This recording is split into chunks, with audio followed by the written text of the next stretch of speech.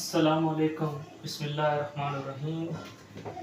आज जो है हम जो है DI की फ़र्स्ट ईयर की मैथ चैप्टर 2 पेपर ए कर रहे हैं। हमने जो है चैप्टर 2 को स्टार्ट किया हुआ है और हम जो है 11वें क्वेश्चन को जो कर रहे हैं इस वक्त, और इससे पहले जो है वो इसके चैप्टर 2 के क्वेश्चन मैं करवा चुका हूँ। मेरे प्रीवियस वीडियोस के अंदर वो मौजूद है, आप जो है वो वीडियोस देख सकते हैं। और मैं अपनी वीडियोस में कोशिश करता हूँ कि एक ही क्वेश्चन की वीडियो बनाऊँ और उसको डिटेल के साथ आपको समझाऊँ, ताकि आपके समझ में आ सके। इस तरह समझाऊँ कि ऐसे लगे कि जो है ना, मैं जितनी मेरी कोशिश हो सकती है कि मैं इस सवाल को जो है जितना ईज़ी कर सकूँ। मेरी कोशिश यही है कि मैं आपको ईज़ी करके बयान करूँ, ठीक है। मेरा जो क्वेश्चन है इस वक्त जो है 11वां क्वेश्चन चल रहा है और पीछे मैं क्वेश्चन करवा चुका हूँ। अच्छा, इस क्वेश्चन के अंदर जो है find the sum of the series 3 plus 11 plus 19 plus so on 16 term, ठीक है। ये हमारा पास क्वेश्चन है। इसके अंदर जो है वो फार्मूला एक लगेगा, जो अर्थमेटिक सीक्वेंस का फार्मूला है वो इसके अंदर जो है पुट होगा। कल मैंने लास्ट वीडियो में आपको जो है वो फार्मूला करवाया था, और आपने मेरी अगर नहीं किया हुआ तो आप मेरी वीडियोस को देख सकते हैं, तभी अदरवाइज इस सवाल को आप हल नहीं कर सकते। जब आपने उसको देखा नहीं होगा तो उसको जाके देख लें, उसके बाद जो है इस सवाल की तरफ आएँ, ठीक है। अच्छा, मैंने एक बात बता दूं कि ये हमारे पास जो है वो क्वेश्चन है अर्थमेटिक सीक्वेंस का, और इसमें अर्थमेटिक सीक्वेंस का जो है वो फार्मूला लगेगा। और क्वेश्चन जब भी आपके सामने आ जाए, find the sum of the series 3 plus 11 plus 19 plus so on 16 terms, तो ये याद रहे कि जब आप क्वेश्चन को देखें तो आपको पता चल जाए कि ये अर्थमेटिक सीक्वेंस का ही क्वेश्चन है। कुछ क्वेश्चन ऐसे भी हैं, टर्म का जिक्र जो है अर्थमेटिक प्रोजेक्शन के सवालों में भी है चैप्टर 2 में, तो बंदा जो है कंफ्यूज हो जाता है कि इसके अंदर मैंने कौन सा सवाल, कौन सा जो है फार्मूला पुटअप करना है।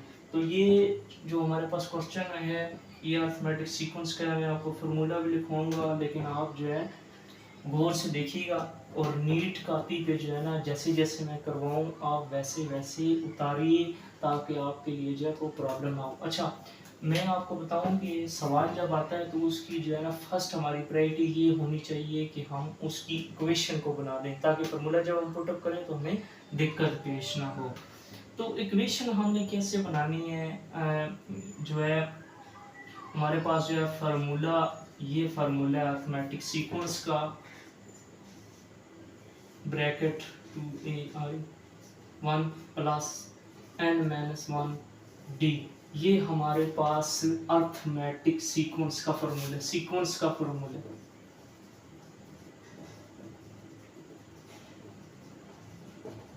ये हमारे पास अर्थमेटिक का सीक्वेंस का फार्मूला है।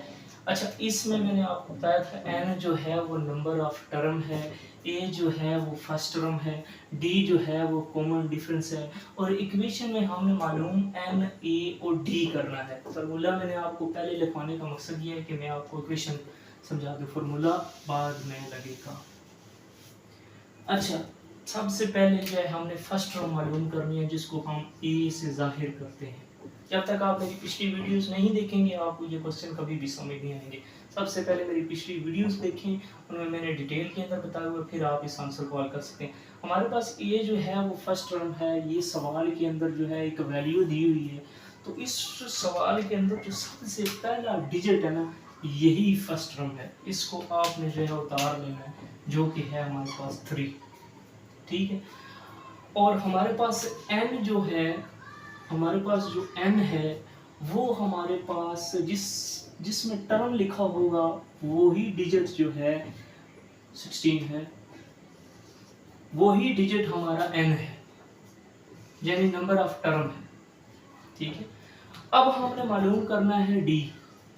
d किस तरह मालूम करना है, फर्स्ट टर्म तो हमने लिख ली, अब सेकंड जो टर्म है वो 11 है, उसको लिखकर माइनस फर्स्ट टर्म करनी है, तो हमारे पास जो है वो कॉमन डिफरेंस भी आ जाएगा। जो इन 11 और 3 को जब माइनस करेंगे तो 8 आ जाएगा। याद रहे कि मैथ एक ऐसा सब्जेक्ट है, अगर इसमें आप तुक्का मारेंगे तो हो सकता है कि आपका तुक्का गलत भी हो सकता है। ये मैं उन बच्चों के लिए कह रहा हूँ जो कि मैथ में कमज़ोर हैं और उनको सही तरीके से समझ नहीं आती, वो साथ अपने कैलकुलेटर ज़रूर रखें ताकि एक्यूरेट आंसर दे सकें। जो एक्सपर्ट बच्चे हैं वो तो डायरेक्ट ही कर लेते हैं क्योंकि उनके लिए ये सवाल कुछ भी नहीं है, इजी सवाल है। ठीक है, तो आप लोग जो क्या नाम है, जो बच्चे एक्सपर्ट नहीं हैं और मैथ में कमज़ोर हैं, वो साथ अपने कैलकुलेटर रखें। अच्छा, हमने फर्स्ट टर्म को भी मालूम कर लिया, नंबर ऑफ टर्म को भी मालूम कर लिया,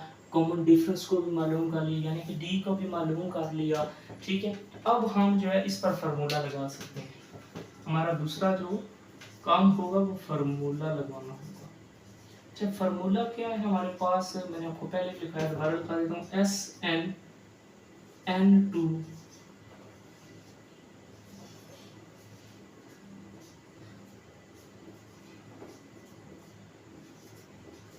ठीक है, Sn equal N2 bracket 2 first term plus number of term minus n D यानी कि कॉमन डिफरेंस। मेरा बड़ी वीडियो बनाने का और अपनी वीडियोस के अंदर एक ही सवाल करने का मकसद सिर्फ एक ही है कि आपको मेरी बात जो है बारीक तरीके से समझ आ जाए, बारीक तरीके से। ठीक है, तो ये मैंने जो है फार्मूला लगाया है। अब जो है मैं इसके अंदर जो है वैल्यू को पुटअप करूँगा। ठीक है, मेरे पास एक्चुअली थोड़ा सा बोर्ड छोटा है जिसकी वजह से मैं जो है वो थोड़ी सी मेरी दिक्कत पेश होगी, लेकिन मैं कोशिश करूंगा कि सवाल थोड़ा सा बड़ा है मैं इसी पे उतार दूं ताकि आप साथ साथ जब तक देखेंगे नहीं, साथ साथ लिखेंगे नहीं तो आपको समझ नहीं आएगी। S जो है वो एज इट इज आएगा। N जो है हमने मालूम किया 16 तो 16 आ जाएगा इक्वल N जो है दोबारा फिर लिखा हुआ है, इसका मतलब है N हमने मालूम किया हुआ 16 आ जाएगा। ये 2 एज इट इज आ जाएगा फार्मूले का। ठीक है, ब्रैकेट, ठीक है, 2 हमारे पास एज इट इज आ जाएगा। और जो इंग्लिश के वर्ड है ना, इंग्लिश के वर्ड, अब 2 है, ये गिनती का डिजिट है, ये वैसे ही आ गया। ये भी गिनती का डिजिट था, ये भी वैसे आ गया। जो इंग्लिश के वर्ड है ना, इक्वेशन के अंदर हमने मालूम किया वही पुट अप करना है। ठीक है, जिस तरह ए है, एन है, डी है। ठीक है, अब ए जो है हमारे पास फर्स्ट टर्म है वो 3, वो ब्रैकेट में हम लिख लेंगे। ठीक है, प्लस, ठीक है, एन जो है हमारे पास 16 है, ब्रैकेट 16 माइनस 1, डी जो है हमारे पास कॉमन डिफरेंस है, इसका मतलब है कि हम 8 लगा लेंगे। सही, ब्रैकेट क्लोज। ये हमने फार्मूले के अंदर जो है वो वैल्यू को जो है वो पुट कर लिया है। अब इसको हम जो है वो सॉल्व करेंगे। याद रहे कि जब तक आप इस फार्मूले को याद नहीं करेंगे तब तक आप सवाल हल नहीं कर सकते। तो सबसे पहले सवाल हल करने से पहले फार्मूले को अच्छे तरीके से याद कर लिया करें। अच्छा, अब जो है ये एज इट इज आएगा। इन दोनों को आपस में काटना है, यानी कि 2 के टेबल से 16 को काटना है। 2 1 बार और 16 8 बार, ये जो है वो कट गया। ठीक है, तो हमारे पास पीछे क्या बच गया, 8। 2 तो कट गया, 8 रह गया, तो 8 यहाँ पर लिख लेंगे ब्रैकेट। अब 2 का टेबल 3 तक हमने पढ़ना है, तो हमारे पास जो है वो 6 आ जाएगा। हमने जो है यहाँ पर 6 लिख लेना। ठीक है, प्लस एज इट इज ही आएगा। ठीक है, अब 16 में से 1 को माइनस करना है, तो हमारे पास जो है वो 15 आ जाएगा। ठीक है, अब 8 जो है वो एज इट इज आएगा, इसको भी ब्रैकेट में आप कर लें याद आने की वजह से। ठीक, 8 जो है इसी तरह आता रहेगा साथ साथ। ठीक, ब्रैकेट क्लोज। ठीक है, यहाँ तक उम्मीद करता हूँ आपको जो आसानी के साथ समझ आ जाएगी। ठीक है, अब S16 जो है एज इट इज आएगा इक्वल 8 एज इट इज, ना तो उसके आगे कोई रकम है ना कोई पीछे, तो इसी तरह ही आएगा। ब्रैकेट 6 जो है वो इसी तरह ही आएगा प्लस। अब जो है मैंने आपको जैसे बताया, जैसे 2 था तो 3 के साथ जो है मल्टीप्लाई किया, 6 आ गया। अब 15 को 8 के साथ मल्टीप्लाई करना है, तो कैलकुलेटर आप उठा लें। अगर आप इतने तेज नहीं है तो कैलकुलेटर का इस्तेमाल ज़रूर करें। 8 ये हमारे पास 120 आ गया, तो हमने यहाँ पर 120 को लिख लेना है। ठीक है, हमने यहाँ पर 120 को जो है लिख लेना है।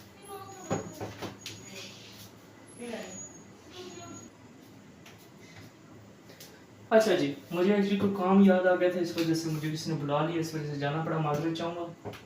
अच्छा, यहाँ तक हमने जो है सवाल को हल कर लिया है। अब जो है S16 इसी तरह ही आएगा, ठीक है। अब जो ब्रैकेट के अंदर वैल्यू है सबसे पहले उसको हल करना है, 8 एज इट इज ही आएगा।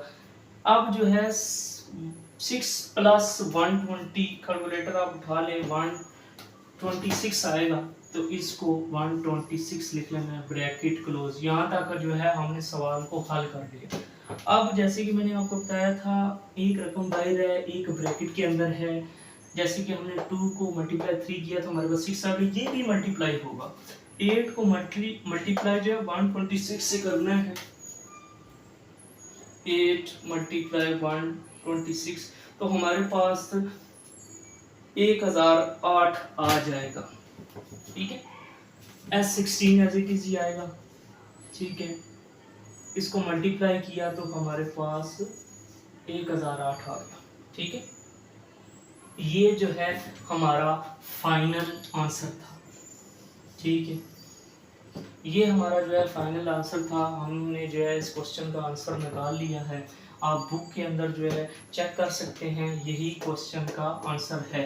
कभी कभी जो है गलती हो जाती है इंसान से, लेकिन मेरी ये कोशिश है कि मैं गलती ना करूं, जो आपके सामने आ जाए। तो इसलिए जो है साथ साथ देखा करें, और जो सिलेबस में क्वेश्चन होते हैं उनको नोट भी किया करें, और इसको जो है वीडियो रोक कर अपनी नीट कॉपी पे उतारा करें, और उसके बाद जो है ना इसकी प्रैक्टिस किया करें। अगली वीडियो में फिर आपसे मिलेंगे, मुझे इजाज़त दीजिए। अल्लाह हाफिज़।